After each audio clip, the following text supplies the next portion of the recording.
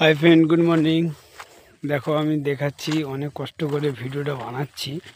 যদি ভালো লাগে একটা লাইক কমেন্ট শেয়ার করো। দেখো দেখেছো বেড়াতে এসেছি, তো তোমাদের জন্য যতটুকু পেরেছি ভিডিওটা আগলে দেখাচ্ছি।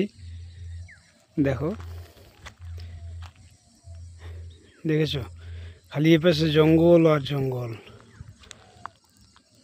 যাকে বলে লতাশির জঙ্গল। দেখেছো ফ্রেন্ড, ভালো লাগছে? দেখো যদি ভালো লাগে আর লাইক কমেন্ট শেয়ার করো।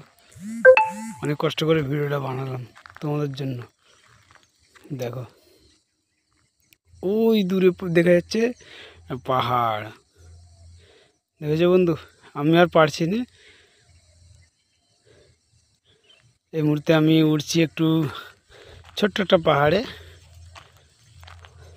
দেখেছো একটা খাল চলে গেছে। এখানে বেড়াতে আসতে পারো বন্ধুরা, ঘাটশিলা নেবে।